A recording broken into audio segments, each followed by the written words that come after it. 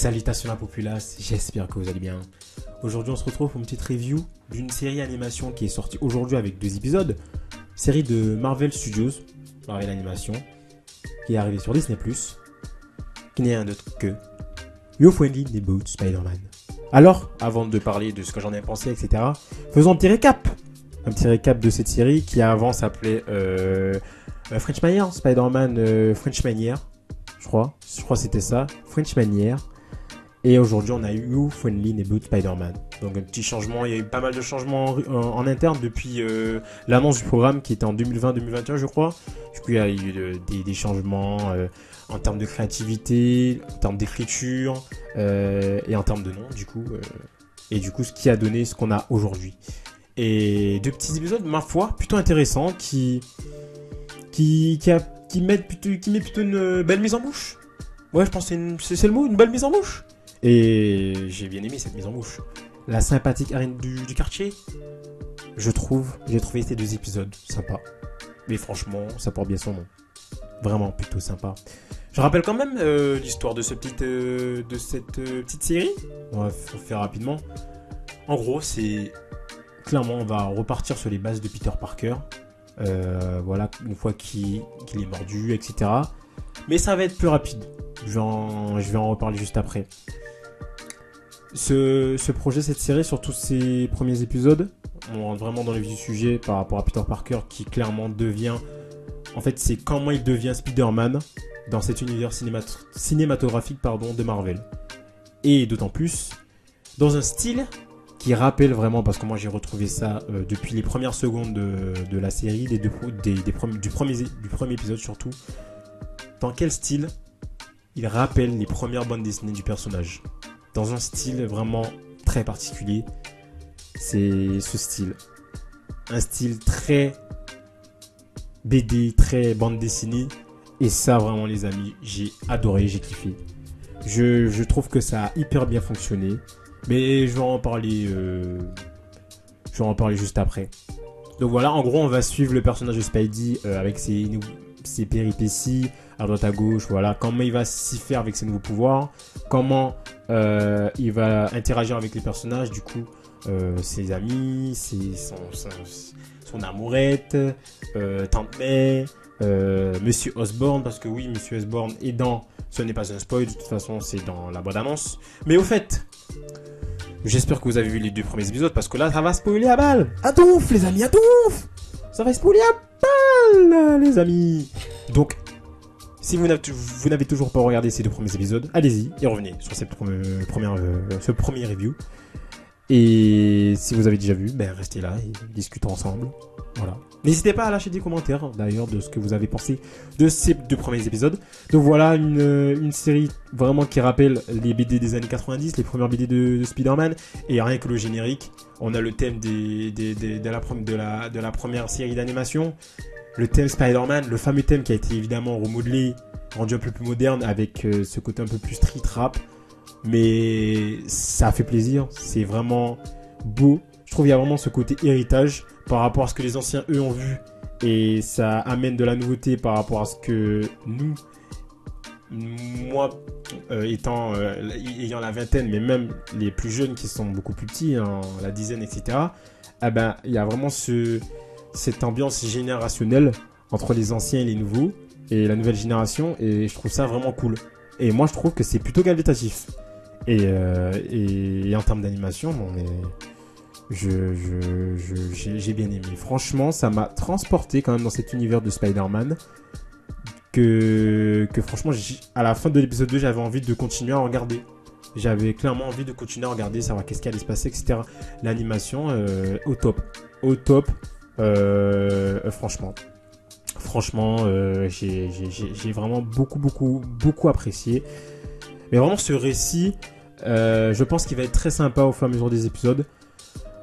Je pense que le fait qu'on ait enfin des personnages, du coup des antagonistes propres à Spider-Man, mais des antagonistes terre à terre, mais vraiment terre à terre. Genre, je sais pas, dans l'épisode 2, quand il affronte le mec qui lance des flammes L'épisode 1, quand il affronte vite fait des petits malfrats par rapport à Harry Osborn, c'est ça Spider-Man.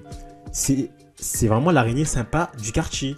C'est tous les petits trucs qui vont pas, que la police n'a pas le temps de faire, les vols à l'étalage, les gens qui se font voler leur sac, les gens qui se font tabasser, les petits cons qui décident de faire enflammer un immeuble. C'est lui qui s'occupe de ça. Et ça, je suis content parce qu'on voit, c'est ce qu'on voyait pas depuis longtemps en live action du côté de Spider-Man, où on avait toujours l'habitude de voir, ça y est, Spider-Man qui affronte ces fameux méchants, Venom, Docteur Octopus, Bouffon Vert, etc. Ok, mais là on revient à quelque chose de un peu plus terre à terre. Vraiment un peu plus terre à terre. Et d'autant plus qu'on aura Daredevil, on aura enfin le Scorpion, parce que c'est prévu, il y a pas des fuites, enfin ça a été confirmé, il y a des visuels du Scorpion. Évidemment, dans le premier épisode, on voit Doctor Strange, après c'est normal, il y a une petite référence à Iron Man aussi, c'est normal, il est dans l'univers du MCU, ça y est, c'est connecté. Mais, en animation, il y a vraiment ce côté où il affronte ces petits malfrats du quartier, quoi. Et moi, je trouve ça vraiment super sympa. Enfin, on a vraiment ce côté terre à terre. C'est en animation, mais franchement, ça a l'air cool. Franchement, c'est cool. Moi, j'ai pris mon pied. J'ai vraiment pris mon pied. Et je ne mange pas mes mots. Clairement, j'ai pris mon pied.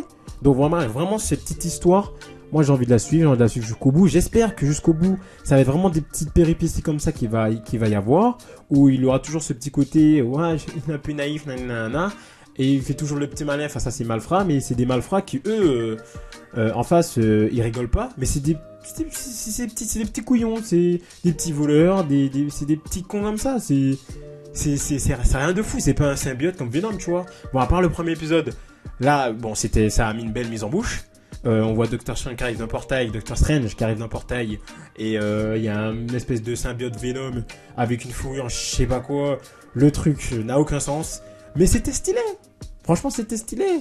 À part ça, ce qui a suivi après, les antagonistes, j'ai bien aimé. J'espère qu'on va rester sur ce truc terre à terre. Parce que moi, je veux voir ça. Je veux voir la sympathique araignée du quartier qui est d'une mémé ou un truc comme ça. À la base, c'est ça Spider-Man. Et je pense que c'est ce qu'ils ont voulu aussi faire dans cette série, cette première saison. C'est vraiment rappeler ses premières bandes dessinées. Il y a le côté très très très bande dessinée. Je suis désolé. Déjà, avec les ombres portées, tout ça, c'est hyper propre. Là, on voit vraiment ce côté dessin avec les ombres au niveau du cou, etc. Le côté bande dessinée hyper bien mis en avant. Et ça fonctionne. Le 2D, 3D, je trouve que ça fonctionne très bien. Et donc voilà, les amis, c'est un truc qui m'a permis d'apprécier davantage la série. Et je la remercie pour ça. Vite fait, les personnages. Alors, la chimie entre les personnages, ça marche plutôt bien.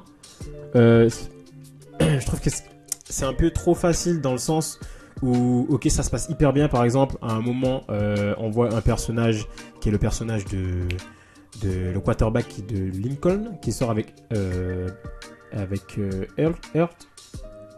Pearl. Pearl qui clairement ressemble à Zendaya, qui est la meuf de Spider-Man dans le film Spider-Man en live action. C'est trop drôle, mais on dirait vraiment que c'est elle. Ils sortent ensemble et tout.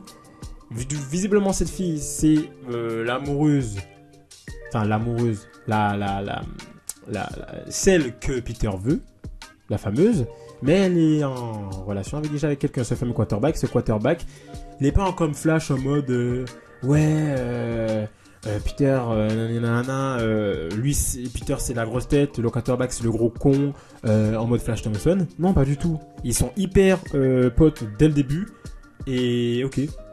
Ça, je trouve que c'était un petit peu facile. J'aurais aimé quand même voir un peu plus de difficultés, dans le sens où des péripéties, justement, pour qu'ils arrivent à ce moment où ils sont potes. Parce que là, je trouve que c'était un peu facile.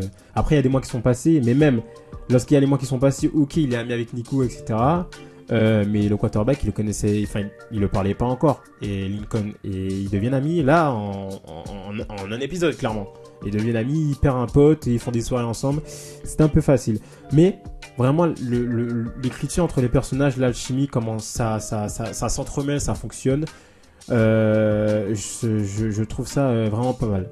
Je trouve ça vraiment pas mal et moi je prends mon pied parce que c'est pas déconnant, c'est pas trop surjoué, y a pas trop de surplus d'abondance en termes de relationnel entre les personnages par rapport à l'amitié et les émotions. Je trouve que c'est plutôt bien géré. Moi j'ai plutôt bien aimé. J'ai plutôt bien aimé. Vraiment ce côté, vraiment le côté animation de la BD, j'ai trouvé ça génial les amis. Parce qu'on est vraiment dans ce truc où ça s'enchaîne assez vite. Parce que vu qu'à chaque fois il a ses péripéties, il prend son petit costume, nanana, on a des moments dans le plan où c'est très esthétique, où on va clairement, comme si on va feuilleter des pages de BD, où on arrive, un moment il fait quelque chose, une action, hop, ça va dans une bulle de BD, il y a une autre bulle qui arrive. Franchement, cette esthétique et cette composition d'image, j'ai adoré, j'ai kiffé. Franchement, j'ai kiffé. Et moi, c'est un de mes points forts de cette série-ci. Ils continuent à faire ça pendant tout le long de la saison 1.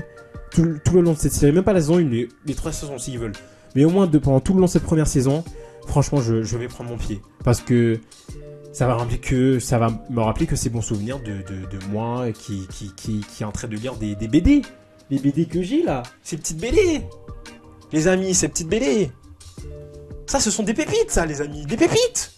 Oui. Franchement, moi, ça me fait plaisir. Ça me fait plaisir. Donc voilà, j'ai vraiment bien aimé. Vraiment de ce côté esthétique, moi personnellement, ça m'a plu. Les plans, vraiment les tracking 3D, 2D, parce que c'est de la 2D, c'est du dessin. Et avec la caméra qui tourne, faisait travelling circulaire et tout, ça marchait trop bien. Je trouvais ça trop propre. Et moi j'ai kiffé. Le seul bémol, c'est vraiment c'est ce truc là en fond où c'est assez plat. C'est bon, dans l'épisode 2, j'ai remarqué qu'ils avaient mis des nuages parce que dans l'épisode 1, c'était du bleu. Le ciel est bleu, il y a pas de contraste, il y a rien. Mais ils ont mis des nuages, donc peut-être que au fur et à mesure des épisodes, ça a monté en termes d'esthétique, ça a monté en puissance. Il y a aussi le côté, moi, qui m'a dérangé, c'est l'arrière-plan. C'est vrai que l'arrière-plan, c'est assez pauvre en termes de mouvement, de ce qui se passe en arrière-plan, c'est un peu pauvre.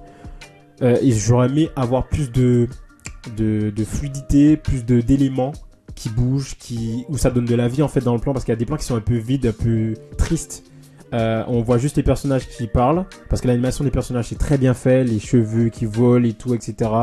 C'est très bien fait, mais c'est juste en arrière-plan, t'as une voiture qui passe, les 2 personnes qui marchent et tout, mais c'est plat. Par contre, les mouvements de cam, quand il vole et tout, quand il est en mode action, en mode Spider-Man, Peter, c'est propre. C'est propre, et là tu vois toute la ville, tu vois vraiment des mouvements en arrière-plan, et ça je trouve ça plutôt cool. Et pourtant il n'y a pas énormément de flou d'arrière-plan, hein. Il y en a voire pas du tout dans certains plans comme celui-ci, mais ça fonctionne.